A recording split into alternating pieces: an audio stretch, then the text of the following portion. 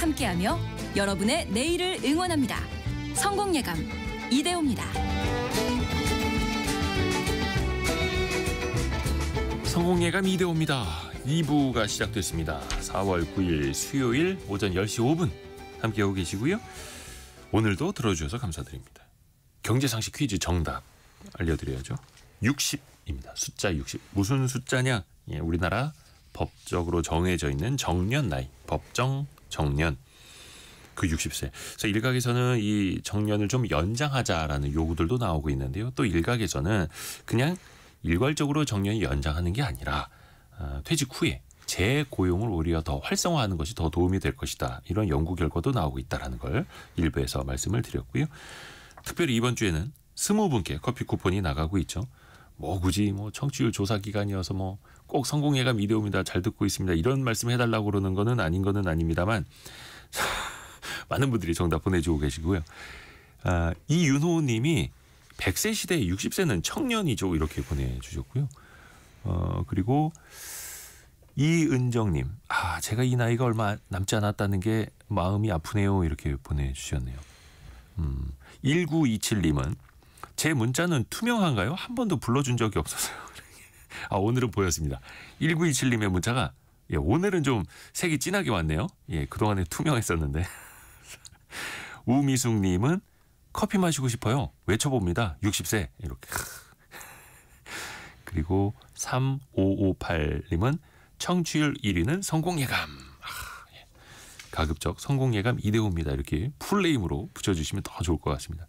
8171 님은 라디오 잘 듣고 있습니다. 제가 운전하면서 듣는데 운전 중에는 아무것도 못해서 출발 전에 문자합니다. 언제쯤 운전을 잘할 수 있을까요? 라고. 일단은 운전 집중해서 하시는 게 중요하죠. 8171 님도 감사드리고요.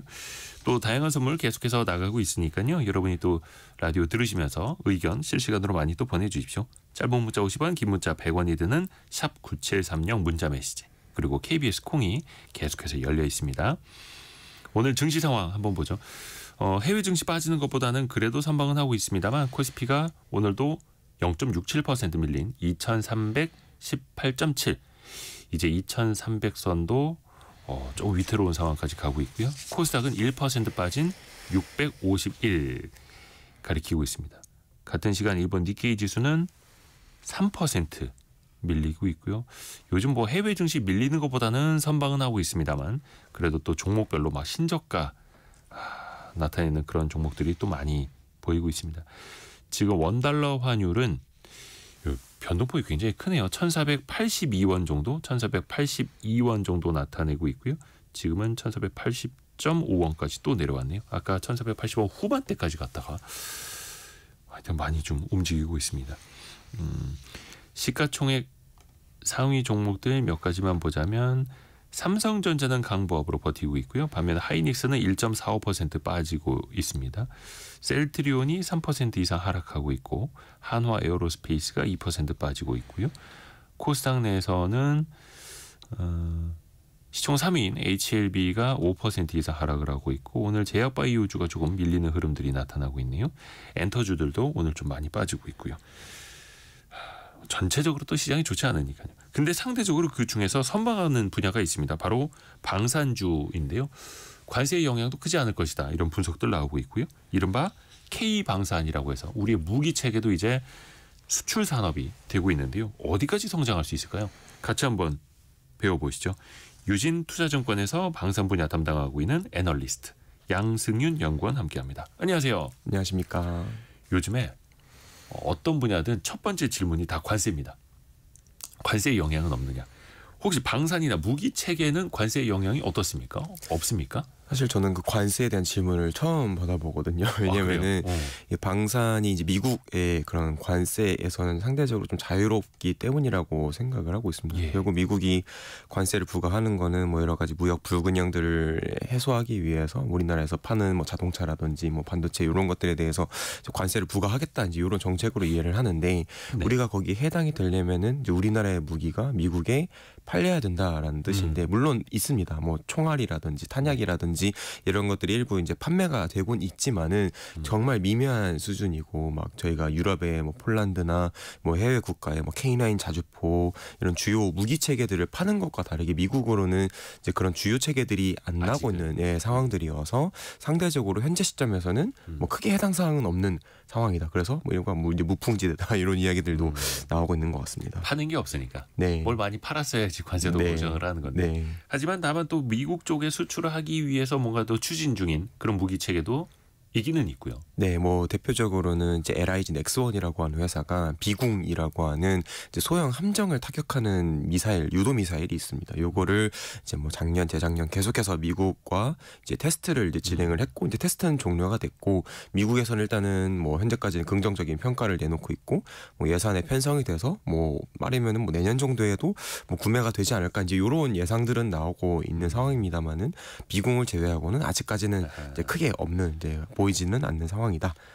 사실 그게 되게 상징적인 거죠. 총알이나 탄환 말고 네, 우리가 네. 미국에서 미사일을 도입을 하는 게 아니라 네. 미국에다 미사일을 수출할 수도 있다는 그렇죠. 거. 네, 이제 막 우리가 이제 팔기 시작하려고 하는 이제 그런 단계이다라고 생각을 하고 있고 물론 이제 그런 관점에서는 이렇게 뭐 관세가 부과되고 하는 게 조금 이제 불편할 수는 있겠는데 이게 이제 미국도 그 무기들을 산다라고 하는 거는 결국 그 국가의 안보 전략에 따라서 이제 네. 그리고 이제 비궁이 만약에 이제 산다고 하면은 미국에서 비궁이 없으니까 사는 거거든요. 그러니까 전략적으로 필요하니까 사는 건데 약간 이제 관세가 뭐 부과가 돼서 무기체계 우리나라에서 수입해 올 때 비싸진다 하더라도 이걸 뭐 안 살까 이렇게 생각을 하면은 또 그렇지는 않다. 그러니까 상대적으로 무기는 약간 정치적인 부분들도 굉장히 크기 때문에 단순히 돈으로만 이야기하는 것도 아니어서 뭐 아직까지는 조심스럽지만은 방산 쪽에서는 크게 영향은 없지 않나 생각을 합니다. 왜 생필품이라든지 전략적인 물자에 대해서 이제 전략적으로 관세를 물리지 않는 것도 상당히 많이 있는데 네. 일단 미국 트럼프 행정부는 좀 이제 상식적으로 우리가 생각을 하면 또 안 될 것 같아가지고. 맞습니다. 근데 또 최근에 보니까 국방무역에 대해서도 트럼프 대통령이 불만을 제기를 하더라고요. 네. 우리나라의 관계에서. 이제 흔히 말하는 절충 교역이라고 하는 게 있습니다. 그러니까 저희가 뭐 영어로는 오프셋이라고 해서 그러니까 이걸 직역하면 상쇄라는 건데 뭐 예를 들어서 한국이 미국한테서 한 100조 원 정도 무기를 사온다. 예를 들어서라고 하면은 한국이 그걸 무작정 다 100조 원을 다 돈을 들여가지고 국가 예산을 들여서 무기를 사오면 한국 입장에서는 너무나도 사실 손해인 거니까 약간 이제 무기를 파는 이제 국가 입장에서도 조금 거기에 배려를 해서 뭐 한 거기에 절반 정도는 뭐 한국의 무기 체계를 역으로 사준다라든지 아니면은 한국한테 그 가격에 상응하는 뭐 예를 들어서 100조 원에 50%에 상응하는 기술 이전을 해준다라든지 아니면 한국 방산기업들이 뭐 라이센스 형태로 해가지고 생산을 하게끔 한다라든지 뭔가 한국한테도 혜택 뭔가 베네핏을 주는 이제 그런 제도를 이제 저희가 절충교약이라고 표현을 하는데 그러니까 우리가 너희가 많이 사주니까 네. 우리한테도 뭔가 좀 혜택을 줘야지 에너지도 좀 해주고 물건도 끼워주고 기술도 이전해주고 그런 것들을 하지 말아라. 요런 이야기들 좀 하고 있는 걸로 파악을 하고 있거든요. 근데 이게 사실 개인적인 생각이지만은 말이 안 되는 게 뭐 저희만 그렇게 하는 게 아니라 유럽도 그렇고 뭐 중동도 그렇고 다른 아태 지역들도 그렇고 다 무기 사올 때 비슷하게 그런 절충교역 관점에서 접근을 하고 있습니다. 그러니까 우리나라도 지금 뭐 전차를 만드는 기술이라든지 전투기를 만드는 기술도 사실 그렇게 해서 축적을 해왔던 거고. 맞습니다. 해외도 똑같고요. 뭐 저희가 반대로 폴란드에 수출할 때도 폴란드에서는 반대로 또 그 절충교역을 요구를 합니다. 그래서 저희가 뭐 폴란드에다가 현지 양산을 검토한다든지 아니면 폴란드로부터 뭐 드론을 사온다라든지 이런 움직임들이 있는 거는 다 큰 관점에서 봤을 때는 이제 그런 것들이다. 그래서 어떻게 보면 이제 되게 통상적인 개념이라고 보시면 되는데 이제 그거를 없애겠다라고 하는 거는 약간 조금 이제 굉장히 공격적인 방향성이지 않나 생각도 듭니다. 통상적인 걸 다 깨려고 하니까 맞습니다. 네. 그러니까 우리 입장에서도 폴란드에 그래요. 그러면 FA50이라든지 그 만들 수 있는 공장을 거기에 지을게요. 대신에 다른 나라 거 사지 말고 우리나라 걸 많이 사줘요. 또 이렇게 요구를 할 수 있는 거고. 그게 절충교육이라는 거고. 그럼 만약에 우리가 거의 우리가 수입하는 무기 한 80% 정도가 미국산이지 않습니까? 근데 그거를 만약에 트럼프의 어떤 요구가 수용이 돼서 우리 제품을 그만큼 못 팔거나 기술 이전을 못 받게 되면 이건 좀 문제가 커질 수 있는 거 아니에요? 맞습니다. 그거는 확실히 좀 손해의 관점에서 볼 필요가 있겠다라고 생각을 하고 있고요. 말씀해주신 것처럼 우리가 과거로부터 미국한테 뭐 기술 이전 받고 그런 절충교역 관점에서 전투기도 만들고 이제 다양한 무기 체계들을 발전시켜 왔는데 이제 네. 거기에 대한 약간 성장에 대한 부분들이 다소 이제 제한될 가능성들이 있다. 다만 또 이제 저희가 관점을 달리할 수 있는 거는 점점 물론 여전히 많이 사고 있지만은 저희가 해외에서 무기 사오는 게 줄어들고 있다라고 저는 생각을 하고 있고 네. 그 이유는 우리나라에서 이제 어느 정도 우리나라의 기술로 무기 체계들을 다 내재화를 하고 있습니다. 뭐 대표적으로는 뭐 방공 미사일 이런 것들이 있는데 옛날에는 저희가 미국의 가장 유명한 체계인 패트리어트 미사일이라든지 네. 아니면은 뭐 사드라든지 이런 것들을 도입을 해서 요격 체계. 방어를 했던 부분들이 있는데 네. 이제는 저희가 뭐 비슷한 무기 체계들을 다 만들어놨죠. 천궁. M셈이라고 하는 천궁이나 아니면 최근에 이제 조금 더 높은 고도의 요격 체계인 뭐 L셈이라든지 그리고 뭐 아이언돔 이스라엘의 아이언돔처럼 이제 저고도에 날라오는 그런 요격 체계 뭐 LAMD 뭐 이런 것들도 다 지금 자체 개발을 통해서 내재화를 하고 있고 전투기 같은 경우도 지금 뭐 저희가 F-35 이런 것들 사서 쓰고 있기는 하지만은 네. KF-11이라고 하는 또 우리나라의 국산 차세대 중형 전투기도 개발을 했고 뭐 전차, 자주포는 사실 저희가 더 잘 만든다고 보고 있고 그러니까 모든 무기 체계에서 어느 정도 이제 내재화가 좀 진행이 되고 있기 때문에 뭐 한 10년 전에 우리나라였으면은 그 타격에 대한 이제 강도 자체가 굉장히 강했을 수 있는데 지금 상황에서는 약간 조금 그래도 과거 대비해서는 나아진 상황이지 않나 생각을 하고 있고 미국이 그렇게 나온다고 하면은 우리나라도 물론 이제 정치적인 관점에서 고려를 해야겠지만은 뭐 그 외의 선택지들도 많습니다. 뭐 유럽이라든지 뭐 아니면 이스라엘이라든지 무기 체계를 잘 만드는 국가 뭐 회사들은 많으니까 조금 이제 그런 것들을 저울질하면서 전략적으로 접근해 갈 필요가 있지 않나 생각을 하고 있습니다.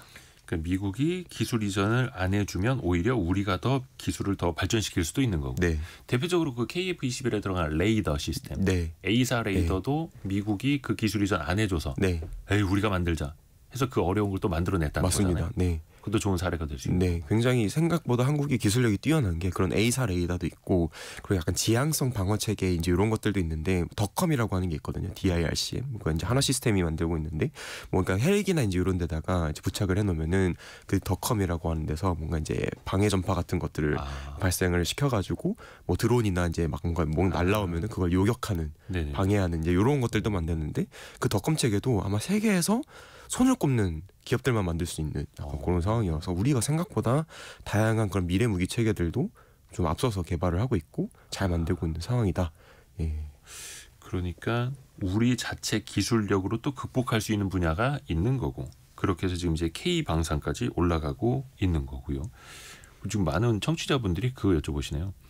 미국이 우리나라를 그 민감 국가로 지정한 문제가 좀 있지 않았습니까? 네. 이게 무기 체계를 수입을 하거나 아니면 미국과 방산 쪽에서 교류하는데 혹시나 뭐 문제가 되지 않을까 이것들 많이 여쭤보시네요. 아직까지 뭔가 현지화되고 있는 그런 문제들은 없어 보이는데 이제 제가 개인적으로 생각을 하고 있는 가능성들은 예. 이제 민간 국가로서 저희가 이제 등재가 되고 그리고 이제 미국이 이제 민간 국가가 됐을 때 뭔가 이제 무기 체계나 이런 것들을 안 파는 이제 뭐 그런 문제들도 있기는 한데 네. 사실 또 거기서 파생되는 문제가 이제 우리나라가 뭐 해외에 판매하는 무기 체계들이 있잖아요. 뭐 네. 전투기도 그렇고 자주포도 그렇고 일부 이제 미국의 시스템들 부품들을 가져다가 쓰는 경우들이 있어요. 아직도 물론 이제 점점 줄어들고 있지만 그 비중이 네. 그 부품들을 한국한테 약간 수출할 때 조금 더 절차가 까다로워진다라든지 뭔가 조사가 더 들어온다라든지 이런 것들은 우리나라가 반대로 이제 다른 국가 미국 아닌 국가들한테 수출할 때 조금 번잡해질 수 있는 가능성들은 있을 것 같다. 다만 아직까지 뭐 크게 이슈되고 있는 것들은 없는 상황이다. 가능성 정도로만 봐주시면 좋을 것 같습니다. 아직까지는요. 그리고 올해 초까지 방산주 흐름이 굉장히 좋았습니다. 네. 그렇죠. 근데 기업마다 조금씩은 차이는 있었어요. 네.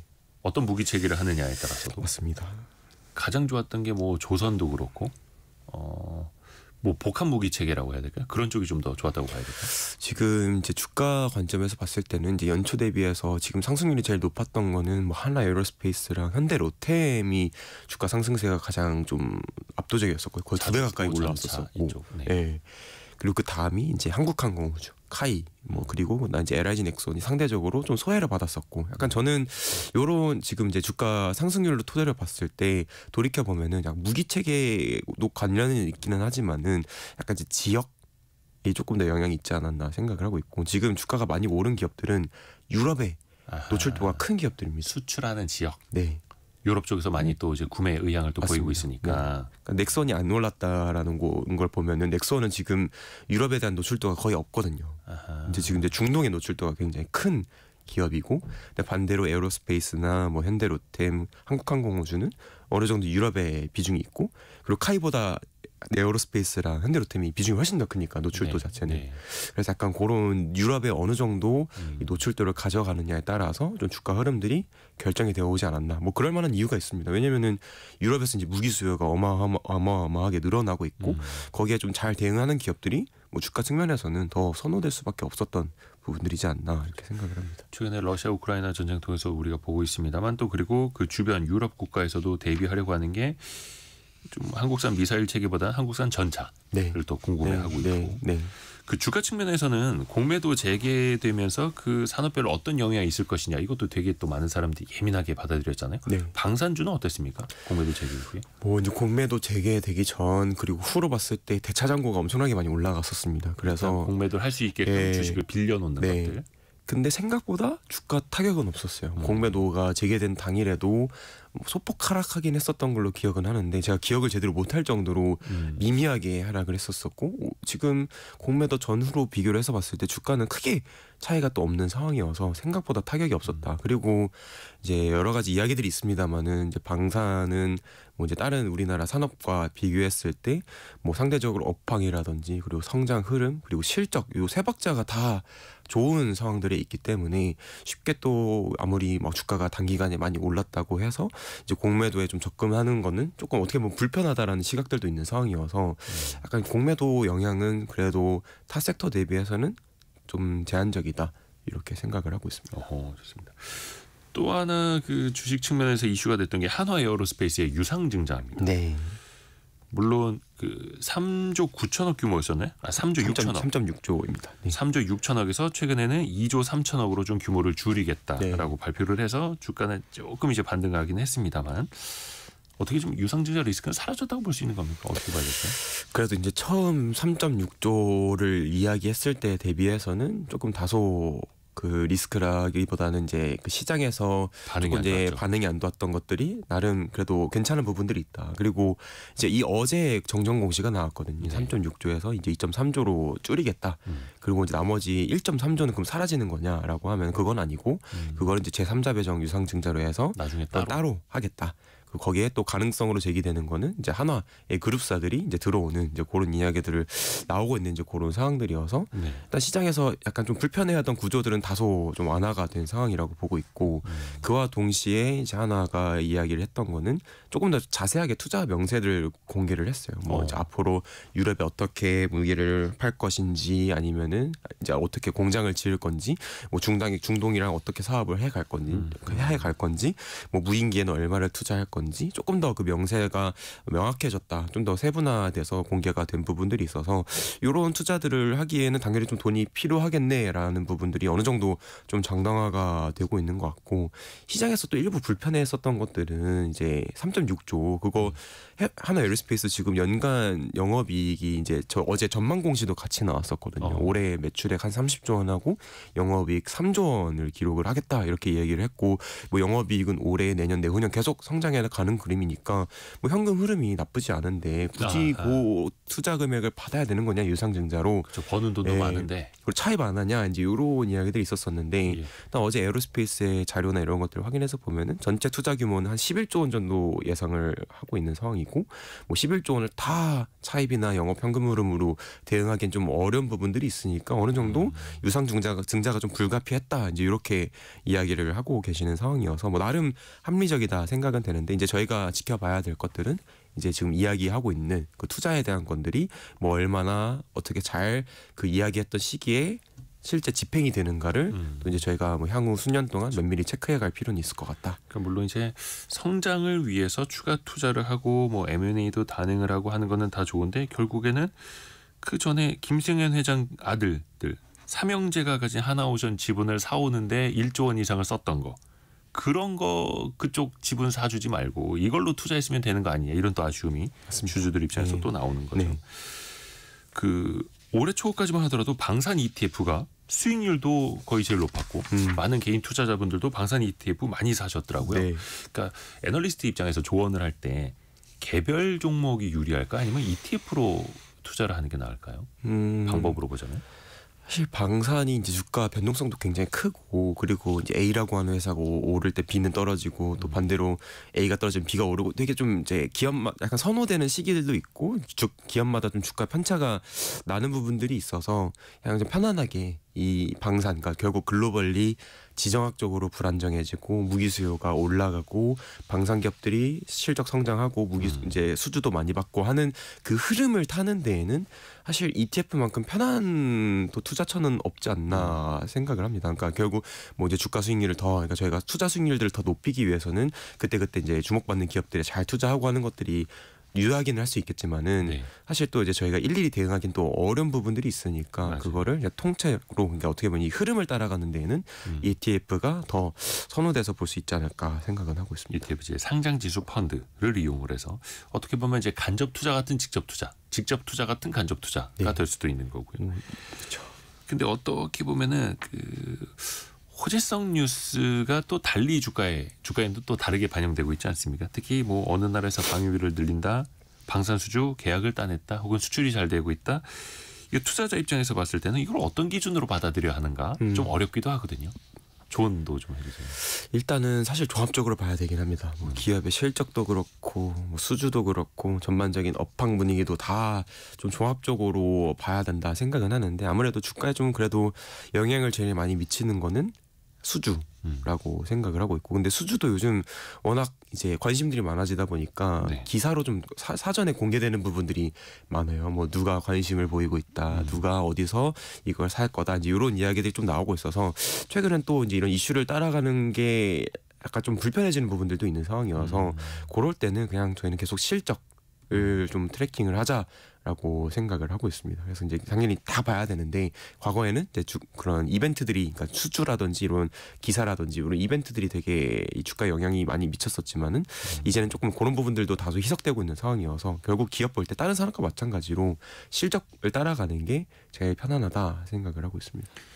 이게 사실 국방 분야의 지출이다 보니까 어느 나라든 어느 나라의 무기 체계 어떤 걸 사온다라는 되게 이제 민감한 정보잖아요. 네. 그래서 이게 예전에도 보면 뉴스 기사 하나가 먼저 나가서 수출 계약이 파기된 사례도 있었고 그래서 그런 업체들도 그렇고 굉장히 좀 민감하게 생각을 하고 엠바고를 또 철저히 지켜야 하는 또 분야이기도 하고 그래서 공시보다 뉴스가 빠른데 오히려 또 그거를 우리나라 수출 업체는 이야기를 못하고 오히려 그 해외에서 네. 그 나라 맞아요. 국방부 장관이나 네. 그 나라 정치인이 SNS에 올려서 우리가 우리 거 수출했구나 이렇게 역으로 알게 된 경우도 많죠. 맞습니다. 그래서 결국 수주 공시가 나왔을 때 셀온 그러니까 이제 기대감이 소멸이 되면서 그냥 소문에 봐서 조정받는 뉴스에 팔아라. 네, 약간 그런 현상들이 최근 1, 2년 동안 나오고 있는 이제 상황들이어서 예, 좀 이제 이렇게 막 수주 공시 기사 이런 것들 따라가기는 사실 좀 벅찬 부분들이 그렇죠, 있다. 예.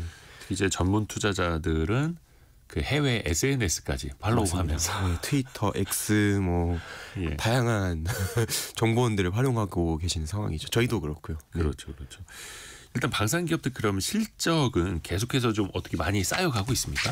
뭐 실적 어마어마합니다. 지금 작년 4분기 기준으로 잠깐 보면은 네. 이제 좀 작년에 좀 서프라이즈였던 게 뭐 하나 에어로스페이스가 뭐 당시 작년 4분기 실적 때 애널리스트들 저희를 포함해서 이제 실적 추정치를 내놓는데 그때 이제 시장 예상치였던 영업이익 기준으로 한 5천억, 6천억 정도 됐던 기대치를 크게 훌쩍 뛰어넘는 실적을 기록을 했었습니다. 네. 뭐 8,900억 원 정도 영업이익을 기록을 했으니까 4분기에만. 네, 어마어마하게 저희가 틀렸던 건데 그만큼 잘 나왔던 거고 그리고 현대로템 같은 경우도 작년 4분기 때는 뭐 이제 일회성 비용들이 나오면서 기대치에 부합하긴 했는데 그 일회성 비용을 빼고 보면은 방산에서만 거의 그 영업이익률이 거의 40% 가까이 육박하는 이제 그런 상황이었어서 이익률이요? 예, 이익률도 좋고 절대적인 이익들도 뭐 작년 4분기를 봤을 때는 굉장히 좋았고 이건 이제 현대로템의 방산 부문만. 네. 다른 철도 부문이 또 까먹을 수 있습니다. 네, 맞습니다. 그리고 에어로스페이스도 마찬가지로 좋았었고, 그러니까 모든 기업들이 지금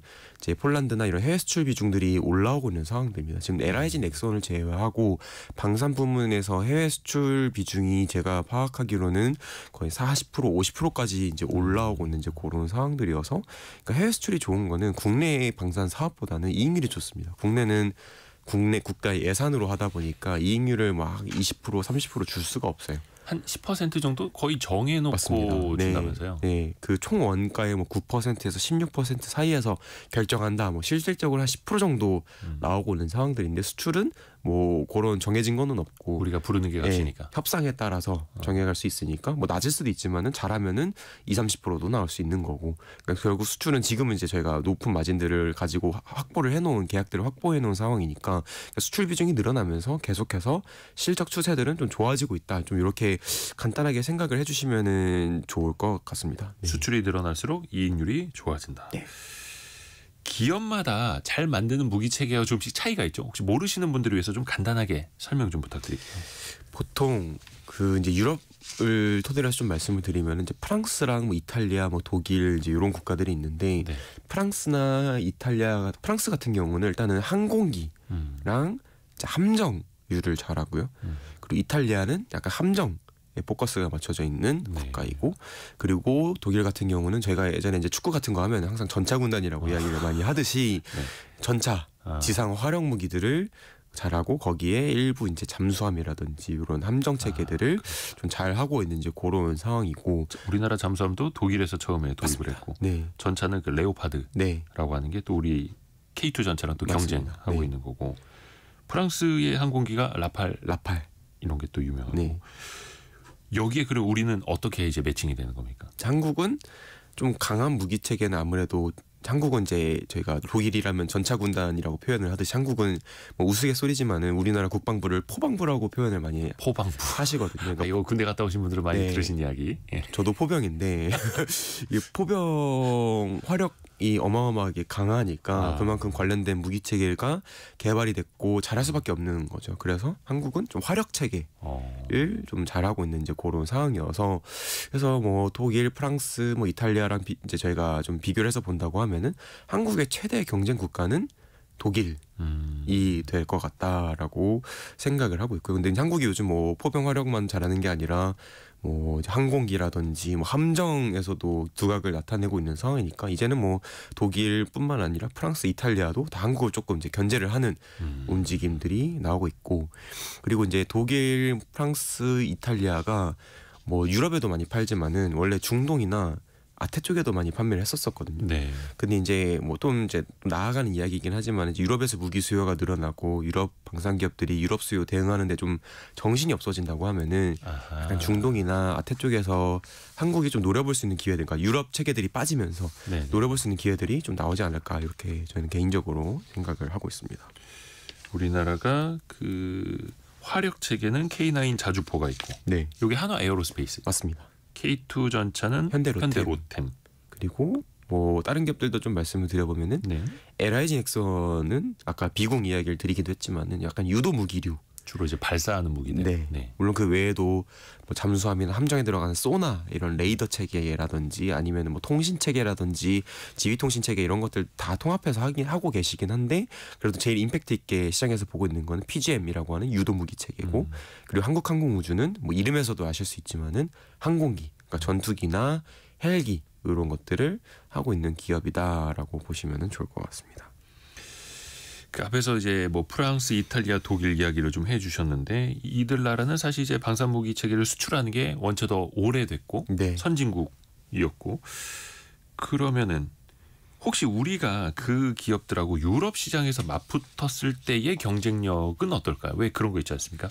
유럽 지역 내에서 그래도 유럽 나라, 유럽 기업들 거 좀 먼저 사주자라는 그들의 막 공통점이 좀 있잖아요. 맞습니다. 뭐 최근에도 유럽에서 이제 리암 EU 뭐 이렇게 아니면 국방백서를 공개를 하면서 2030년까지 이제 국방비를 어떻게 늘려갈 거고, 근데 늘려갈 때 이걸 해외에서 사오기보다는 당연하지만은 이제 우리 영내, 유럽 영내에 있는 그런 기업들의 무기들을 사면서 이제 그 돈들이 뭐 해외로 나가지 않도록 하자. 그리고 작년에는 EDIP라고 하는 유럽의 그런 국방 중장기 전략이 나왔고, EDIS라고 하는 이제 국방 중장기 전략이 나왔고 네. 거기서 EDIP라고 하는 법안 발의가 나왔습니다. 그거는 뭐 참고적으로 영내 조달에 대한 이제 이야기들을 하고 있고 예. 쉽게 이야기를 드리면은 뭐 2030년 뭐 이후까지 해서 유럽에서 영내 조달 비중을 지금은 뭐 30%밖에 안 되는 거를 50%, 60%까지 끌어올려야 된다라는 이제 이야기들을 하고 있는 상황이어서 약간 이제 해외 무기를 사기보다는 유럽에서 영내 조달을 하려고 하고 있긴 한데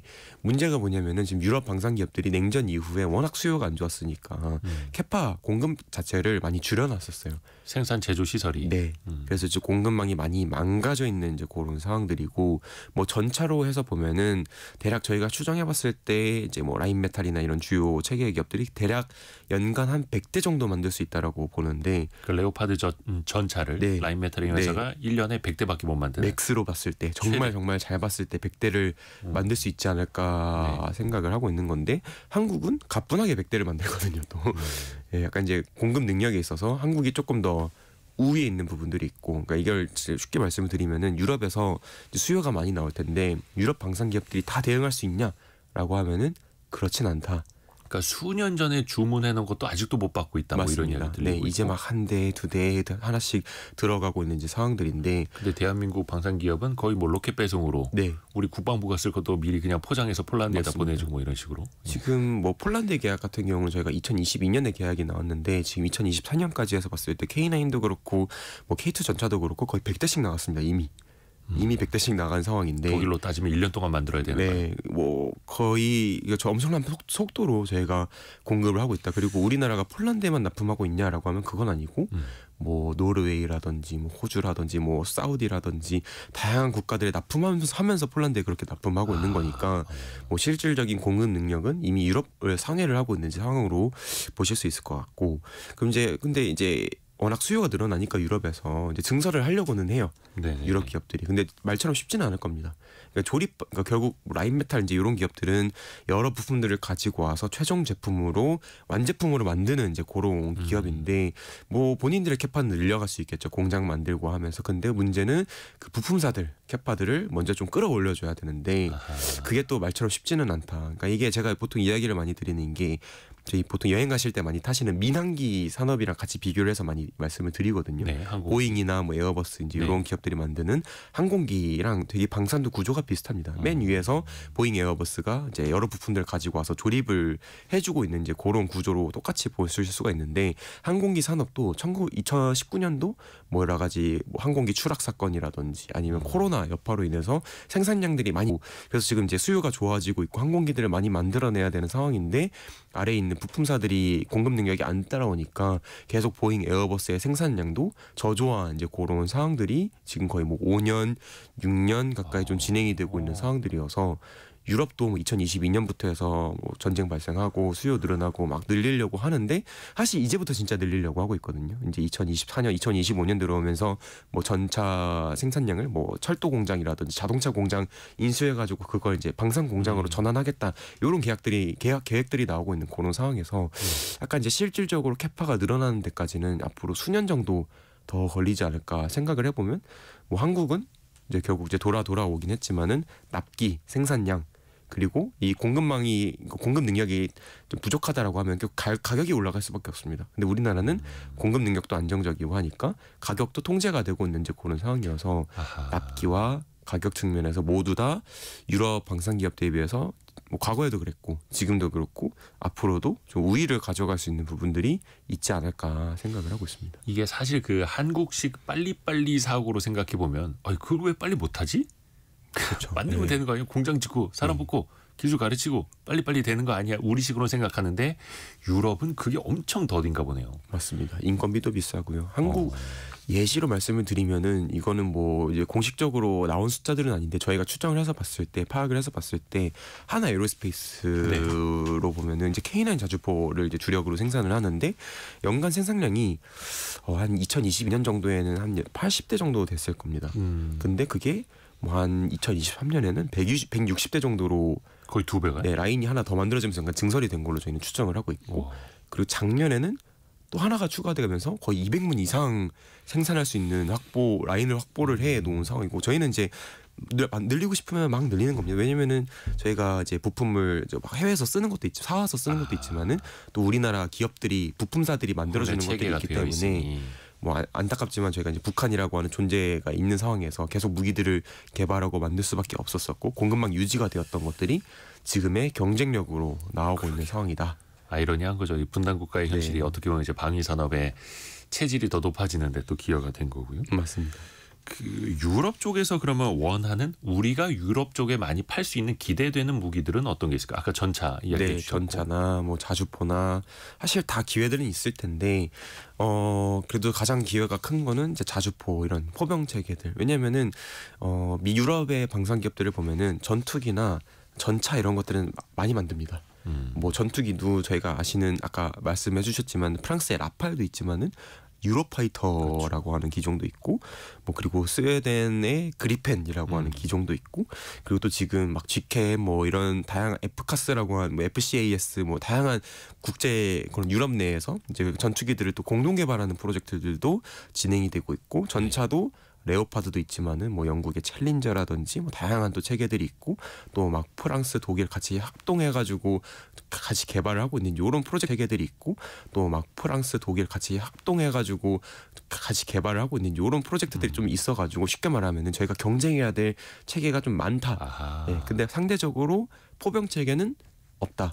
네, 왜냐하면 포병이 과거 이 러우 전쟁 이전만 해도 되게 소외받던 무기 체계였어요. 왜냐면은 이제 과거에는 이제 전면전을 했을 때는 당연히 포병이 화력 지원 관점에서 중요했던 건데 이제는 뭐 국지전이고 그리고 이제 미래 전장 환경으로 바뀌면서 뭐 이렇게 포를 쏘는 게 아니라 미사일로 정밀하게 타격하고 핵심 시설을 타격하고 전략적으로 대응하는 이제 이런 이제 전략 방향성으로 갔었기 때문에 약간 포병 무기 사기보다는 미사일 사자 이제 이런 관점이었었는데 그러다 보니까 당연히 개발도 안 하고 생산도 중단이 되고 했던 건데 러우 전쟁 발생하는 걸 보면서 지금 전면전 위기들이 다시 커졌던 거고 그래서 급하게 포병 수요들이 올라오는데 뭐 이미 스탑 라인들을 스탑해놨고 개발을 스탑했던 상황에서 뭐 계속 그 어떻게 보면 이제 경쟁 강도 자체가 포병 체계 쪽에서는 좀 약할 수밖에 없지 않나. 그래서 저희가 계속 우위를 가져가는 거는 이런 화력 체계들이라고 생각을 하고 있습니다. 어떻게 보면 이제 전쟁이나 전투의 방식이 많이 바뀌면서 화력 체계가 좀 미운 오리 새끼가 됐던 건데 오히려 그 틈새에서 다른 경쟁자들이 나타나질 않았던 거고 우리가 더 시장을 또 넓힐 수 있는 거고 또 한때 그 드론이 이제 더 많이 쓰이면서 이제 더 이상 전차의 시대는 갔다 막 이랬었는데 또 그래도 또 전차는 중요한 거고요. 그렇죠. 그 나라 밀고 들어갈 땐 필요하니까. 맞습니다. 보통 저희가 한국에서도 기계화사 이런 것들이 있거든요.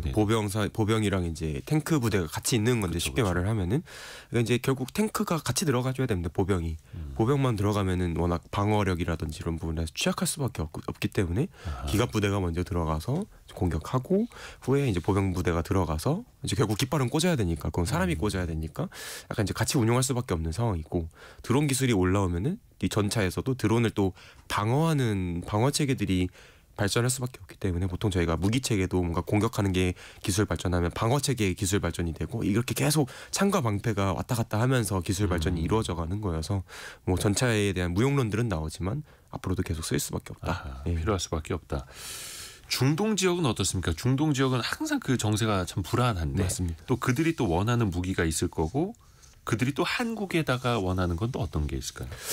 중동 같은 경우는 이제 유럽이랑 다르게 이제 스스로 뭔가 자체 생산할 수 있는 역량은 매우 좀 부족하다라고 보여집니다. 그래서 일단은 다 필요합니다. 뭐 자주포, 전차 그리고 이제 요즘 많이 사용하고 있는 방공 뭐 등등 전투기 이런 것들 다 필요로 하고 있는 상황이고 일단 현지 업체들이 없으니까 뭐 오픈되어 있는 상황. 그러니까 우리나라가 이제 미국이나 이제 유럽 그런 방산 기업들과 이제 경쟁을 이제 해야 되는 상황인데 앞서 말씀드린 것처럼 유럽 미국 기업들이 지금 스스로 자체 무기 수요 대응하는데 좀 정신이 없는 상황이니까 어떻게 보면은 뭐 좀 과한 기대감일 수도 있지만은 우리가 뭐 전차, 자주포, 전투기 방공 이런 것들을 일괄로 해서 다 해볼 수 있지 않을까라는 기대감이 또 큰 건 중동이긴 합니다. 유럽 지역에는 그러니까 유럽 업체들은 유럽 지역에 지금 막 물자대기도 힘드니까 빠듯하니까 저기 무주공산 아니야 이럴 수도 있다라는 물론 무주공산 아니겠습니다만 일각에서는 미국이 무기 체계를 또 중동이나 유럽 지역에 좀 많이 수출하면서 우리가 이제 미국의 방산 기업들과 경쟁해야 하는 것 아니냐 이런 맞습니다. 우려들 나오거든요. 어떨까요, 맞습니다. 실제적으로? 사실 이제 작년 말에 이제 저도 좀 이제 방산에 대해서 전망을 하고 이야기를 드렸을 때 사실 우리의 지금 최대 그 이제 방산 경쟁 국가는 이제 미국이 될 거다.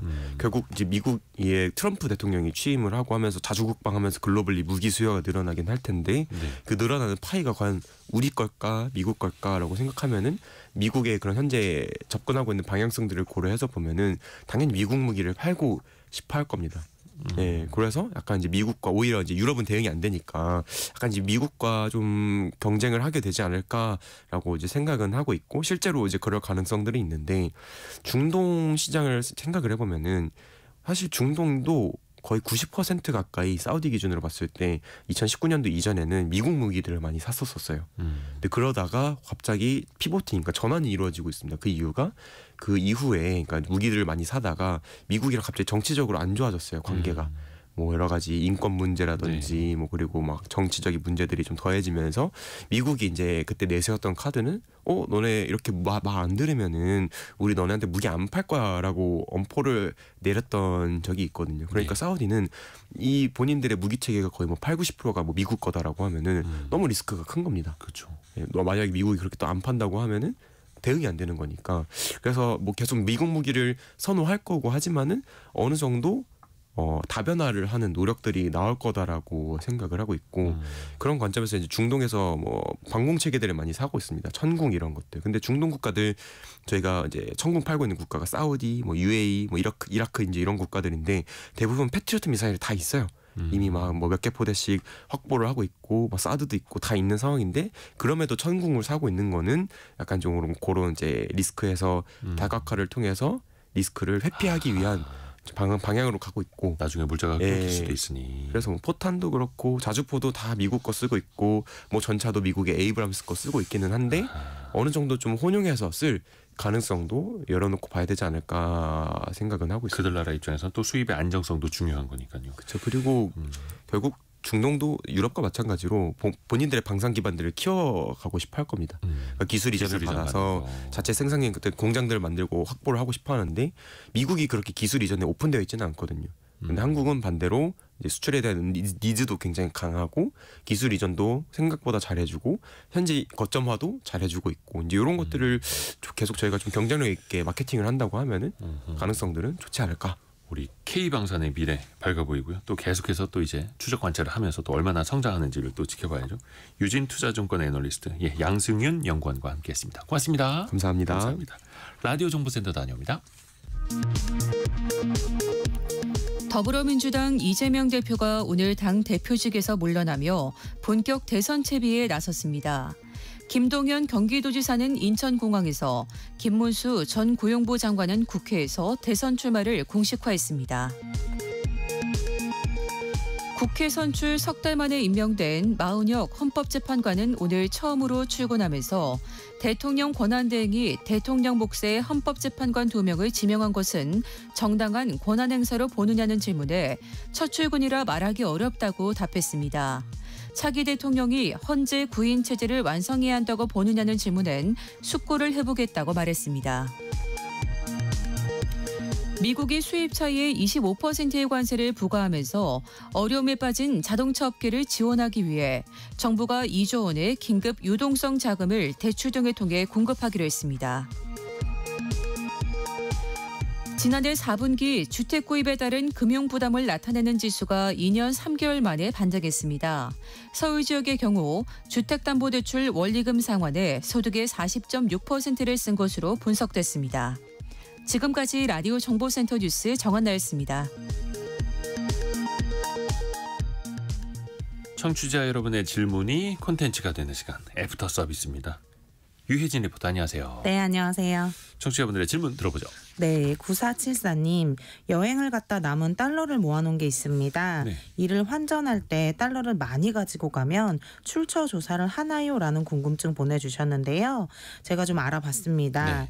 이게 출처 조사를 한다기보다는 은행에서 자동 통보를 한다고 합니다. 날짜가 다르지 않고 같은 사람이 하루에 $10,000 이상 매입하거나 매도하면 국세청과 관세청에 자동으로 통보가 됩니다. $10,000 이상. 네. 다음 질문은요? 네, 어제 자동차 보험에 대해서도 알아봤는데요. 김기호님, 자동차 보험은 무사고이고 같은 조건과 보험사여도 오르더라고요. 왜 그런가요? 하셨습니다. 나는 잘못한 게 없는데 왜 자동차 보험료가 오르는 거야? 뭐 그럴 수 있어요. 왜냐하면 일단 보험회사의 전체적인 손해율이 높아지면 네. 자기네가 받은 보험료보다 보험금을 많이 내주게 되면 어쩔 수 없이 무사고인 고객에게도 보험료를 올릴 수 있게 되는 거고요.